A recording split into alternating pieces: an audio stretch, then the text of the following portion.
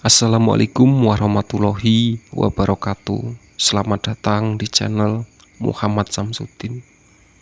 Di kesempatan kali ini, saya akan menceritakan sebuah cerita yang berjudul Cerita Misteri Pesugihan Kuntilanak.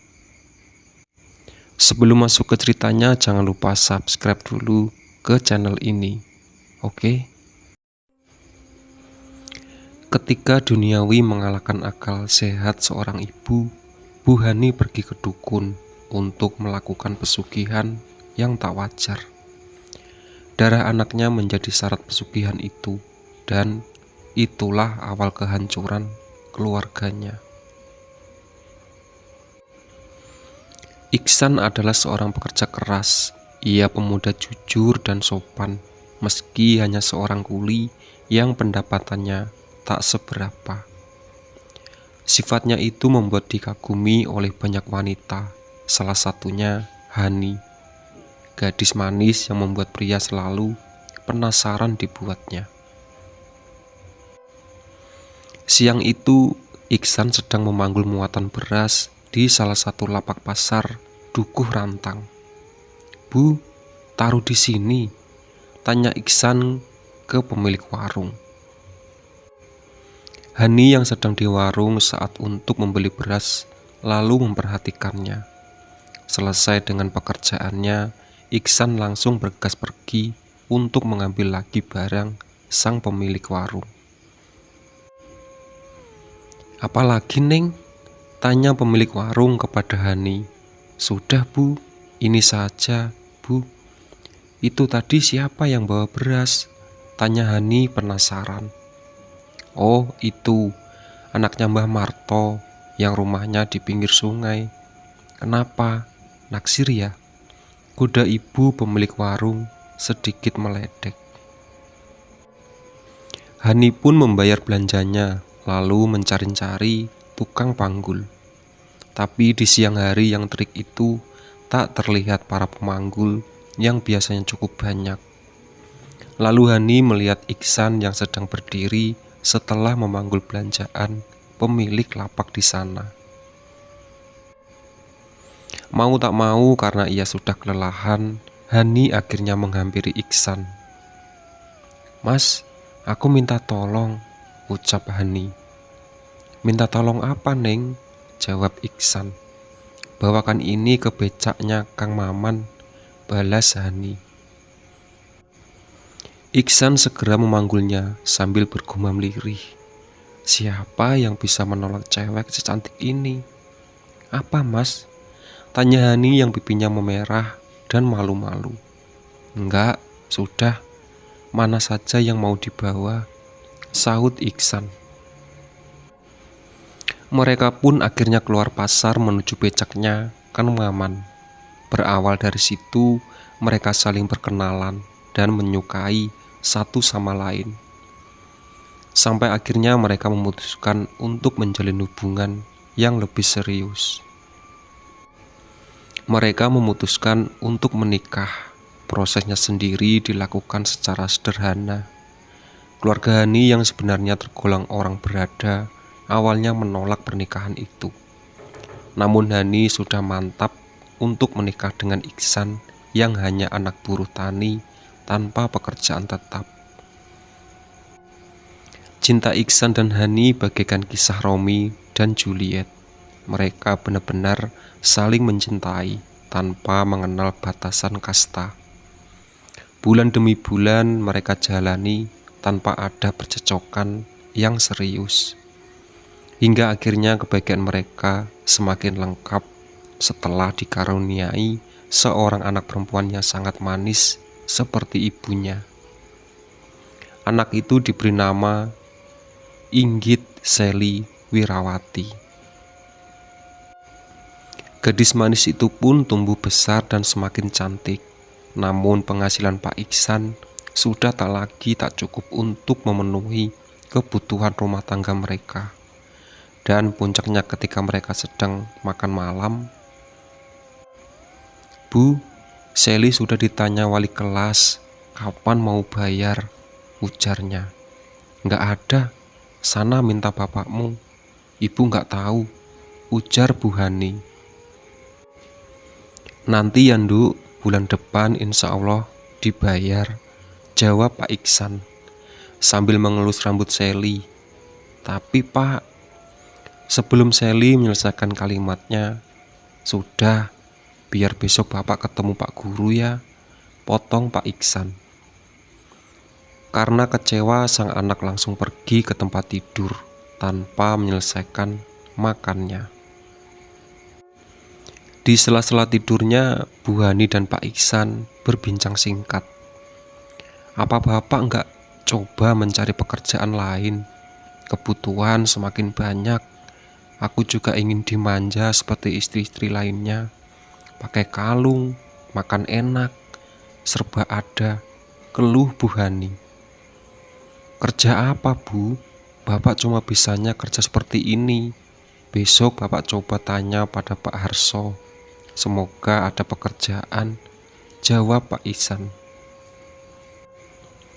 Siang malam Pak Iksan bekerja keras.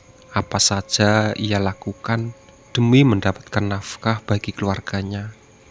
Tak jarang ia berangkat petang hingga pulang saat petang lagi, tapi itu pun belum mampu mencukupi kebutuhannya. Sementara Bu Hani semakin berubah peranggainya. Tetangganya selalu memanasi dengan memakai perhiasan dan baju baru. Bahkan Bu Hani sering dihina. Kenapa mau dengan Pak Iksan yang hanya seorang anak buruh tani dengan kerja serabutan, yang penghasilannya hanya cukup untuk makan hari itu juga. Hampir setiap hari Bu Hani meributkan masalah keuangan. Ia lebih sering marah-marah, bahkan sering menyalahkan anaknya. Hani yang dulu dikenal ramah dan baik, sekarang berubah total karena ekonomi yang tak kunjung membaik. Entah harus bagaimana lagi Pak Iksan membahagiakan istrinya. Setiap ia pulang pasti kena marah. Anaknya juga selalu jadi sasaran Bu Hani. Kadang ia dipukul dan disiksa. Setiap hari ada saja yang membuat Bu Hani marah, meski karena hal sepele. Pagi itu saat Bu Hani pergi ke pasar, tak sengaja ia mendengar perbincangan seorang yang menyebutkan tetangganya yang melakukan pesugihan, hingga terlintas di pikirannya untuk melakukan itu. Malam seperti biasa menjelang tidur, kondisinya setiap hari seperti ini. Ibu bosan, keluh Bu Hani kepada suaminya. Mau gimana lagi Bu? Bapak sudah berusaha. Bapak kira ibu sudah cukup. Bapak bingung bahas ini terus, balas Pak Iksan sedikit kesal. Akhirnya terjadi pertengkaran hebat hingga Bu Hani berucap, kenapa nggak ikut pesugihan saja? Kaya dengan instan, ucapnya. Kamu sudah gila ya Bu? Itu musyrik, nggak baik, saut Pak Iksan.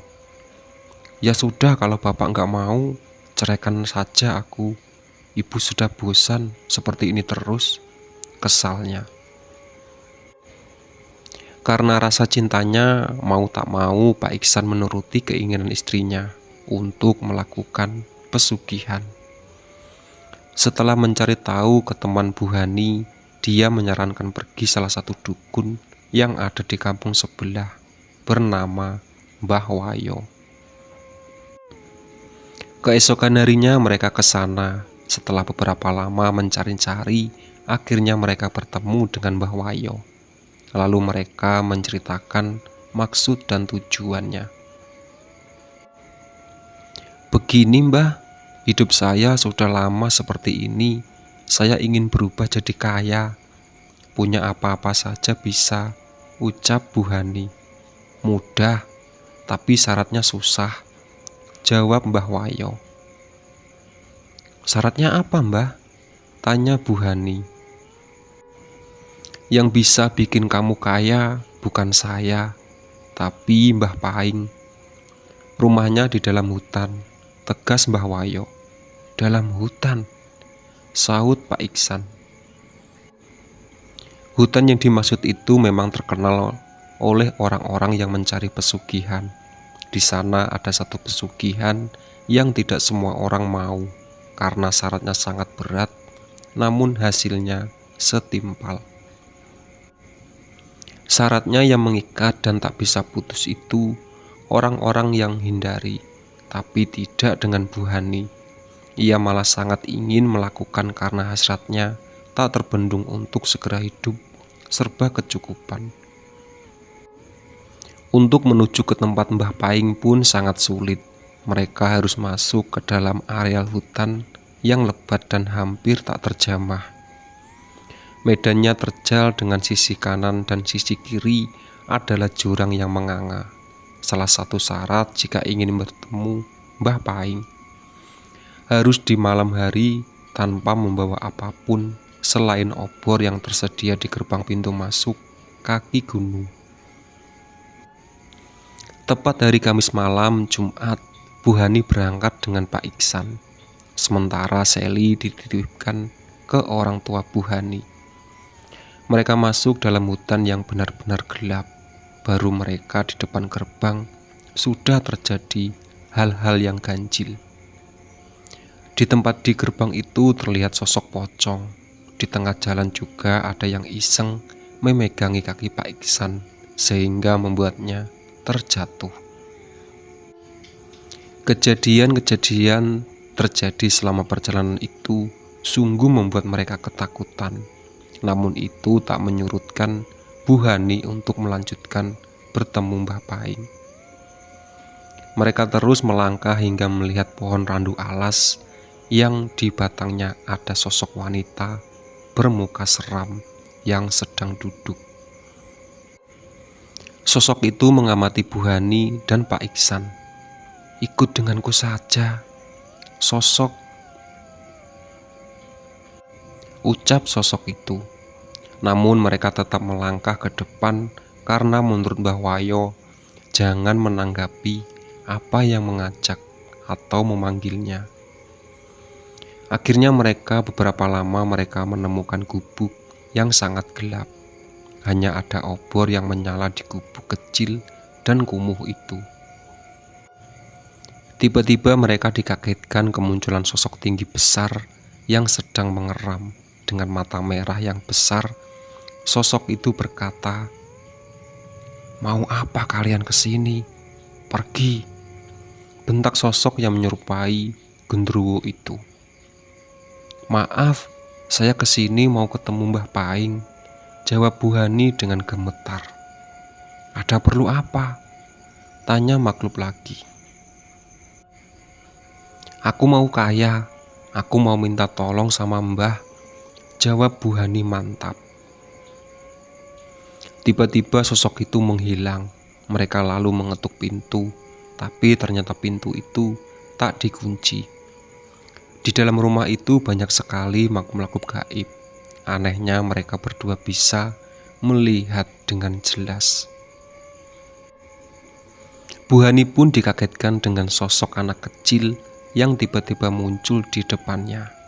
Sini aku antar ke bapak," ucap anak kecil itu.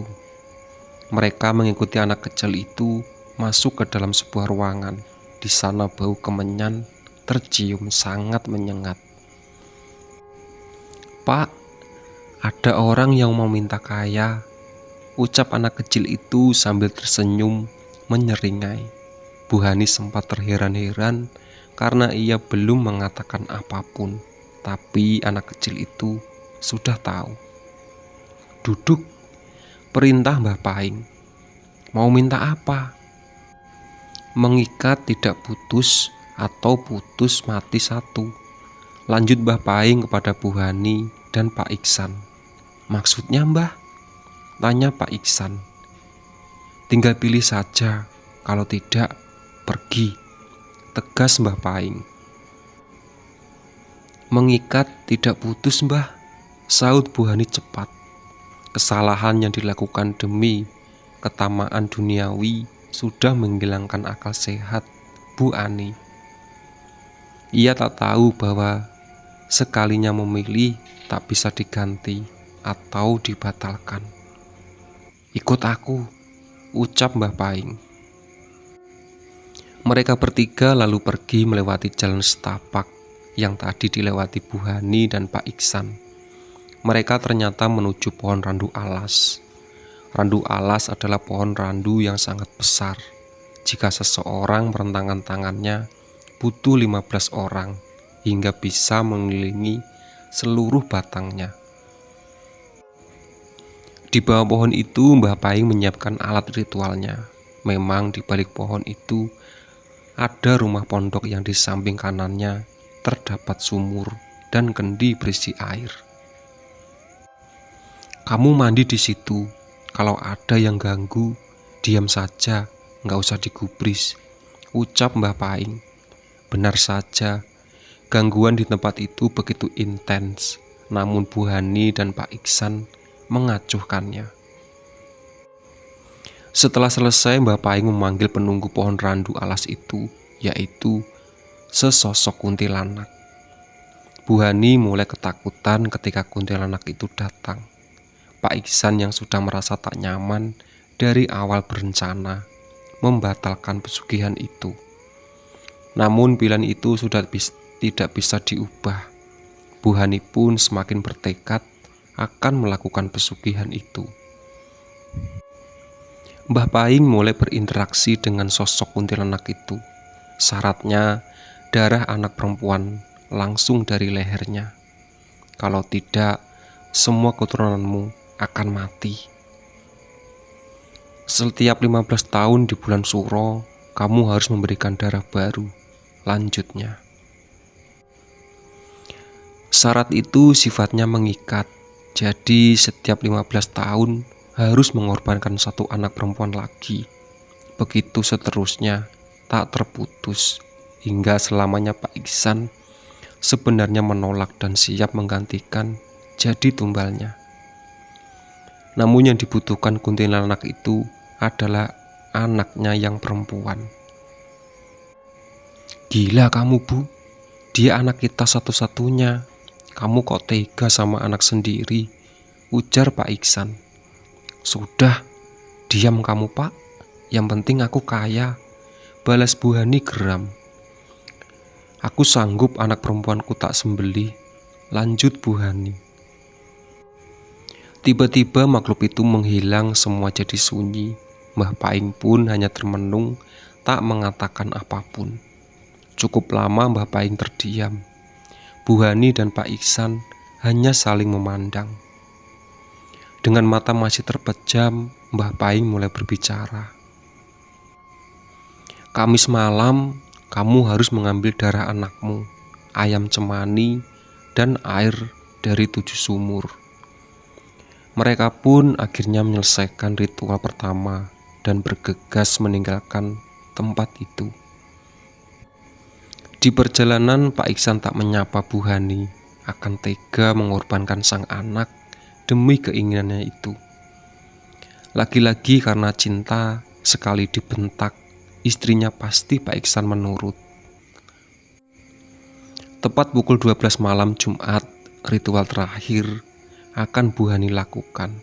Pak Iksan masih tetap menolak. Dari sore anaknya sudah dimanja dan dibelai oleh bapaknya. Apapun ia pasti minta akan ia berikan.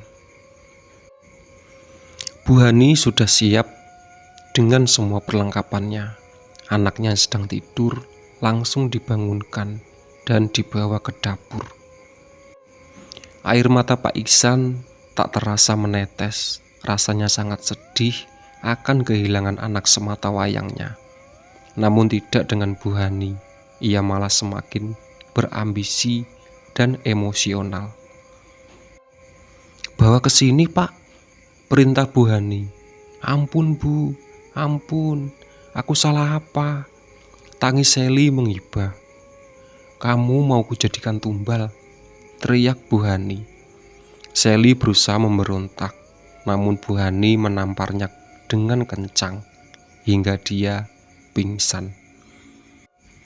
Diseretnya tubuh Seli, sementara bapaknya hanya bisa melihat istrinya yang begitu tega.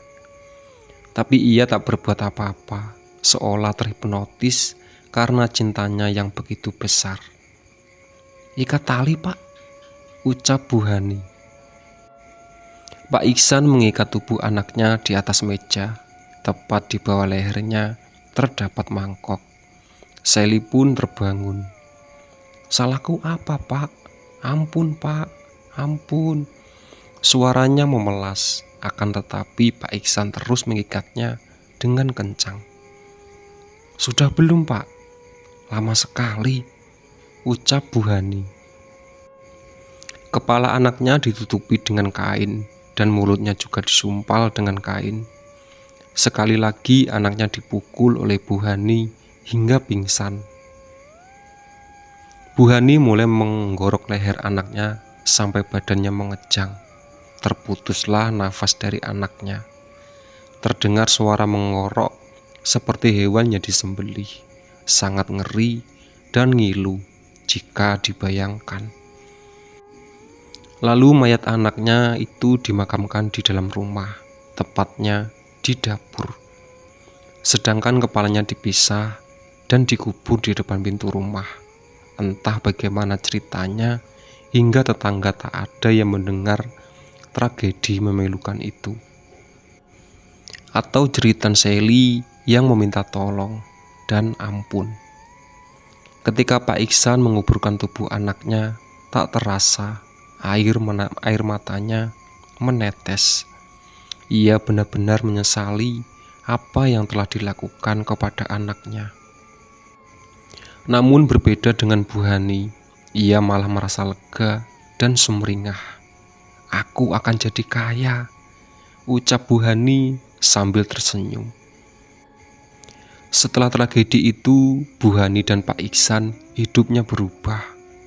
Mereka mulai membangun rumah yang lebih besar. Mereka memiliki apapun yang diinginkan. Hari demi hari, harta mereka semakin bertambah. Tetangga pun tak ada yang menaruh curiga karena mereka sering memberikan bingkisan dan bantuan. Apapun yang mereka beli pasti akan dibagikan sebagian ke tetangganya. Bu Hani mulai asik dengan dunianya sampai ia lupa akan syarat yang harus dipenuhi. Sedangkan selama ini ia belum dikaruniai anak lagi. Entah kebetulan atau memang makhluk itu yang sengaja membuatnya seperti itu. Malam itu tepat satu suro, Bu Hani sudah mulai gelisah. Angin kencang seperti berhembus ke dalam rumah. Tiba-tiba sosok kuntilanak muncul di hadapan mereka. "Kau tak menepati janji," teriak kuntilanak itu dengan suara yang menggema. "Maaf, aku sudah berusaha, tapi belum dikasih," jawab Bu Hani dengan ketakutan. "Tidak bisa. Kalau tidak bisa memberikan, darahmu aku ambil," ucap makhluk itu marah. Akhirnya makhluk itu pergi dan berjanji akan kesini lagi. "Gimana ini, Pak? Ibu belum dikasih anak lagi," ucap Bu Hani ketakutan. "Nggak tahu, itu keputusanmu dulu. Aku sudah nggak bisa ikut campur," acuh Pak Iksan. Bu Hani mulai kelimpungan. Ia bingung dan gelisah bagaimana cara memutus kontrak yang sudah terlanjur mengikat. Ia sempat ke Mbah Wayo, namun beliau pun tak bisa menolongnya. Ke tempat lain pun juga tak ada yang sanggup. Malam itu adalah malam terakhirku, Bu Hani. Kuntilanak itu datang lagi. "Mana darahnya? Mana darahnya?" teriak kuntilanak itu dengan suara yang menyeramkan. Sementara itu, Pak Iksan sedang keluar. Melihat Bu Hani yang hanya bisa pasrah, kuntilanak itu melempar ke tembok dengan penuh amarah. Berulang kali Bu Hani mencoba berdiri dan berusaha lari, namun gagal karena kuntilanak itu tiba-tiba sudah berada di depannya. Kuntilanak itu lalu mencekik leher Bu Hani. Ia mengamati wajah Bu Hani yang sudah berlumuran darah. Darahnya yang keluar segera dijilati oleh kuntilanak itu. Kukunya yang panjang menggores pipi hingga leher. Lalu langsung menusuknya tepat di tenggorokan. Bu Hani tak sempat berteriak ataupun meminta tolong. Bu Hani yang sekarat merasa sangat kesakitan sendirian, sedangkan kuntilanak itu dengan rakusnya meminum darah Bu Hani yang keluar dari tenggorokannya. Tubuh Bu Hani mengejang seperti ia menyembelih anak kandungnya sendiri dahulu. Bu Hani akhirnya tewas di tangan kuntilanak itu, tapi kontraknya masih belum selesai dan akan masih terus berlanjut. Pak Iksan yang baru pulang terkejut melihat istrinya dengan kondisi seperti itu. Ia segera meminta tolong ke warga setempat. Keesokan harinya jenazah Bu Hani dikubur di pekarangan rumah belakang rumahnya. Lambat laun hartanya mulai berkurang, namun kuntilanak itu selalu hadir di rumahnya untuk meminta tumbal. Pak Iksan selalu diteror. Siang dan malam ia selalu diganggu hingga akhirnya ia memutuskan menjual rumah itu. Pak Iksan pun menikah lagi, namun teror kuntilanak itu masih tak terhenti. Hingga tak lama kemudian Pak Iksan akhirnya mati di tangan kuntilanak itu dengan cara yang sama dengan mantan istrinya dahulu. Sedangkan istri barunya yang sedang hamil tua kembali ke rumah orang tuanya. Istri kedua Pak Iksan melahirkan anak laki-laki yang diberi nama Wiguna Aksan. Itulah sahabat cerita dari pesugihan kuntilanak. Ditunggu video-video terbaru dari channel Muhammad Samsudin. Oke.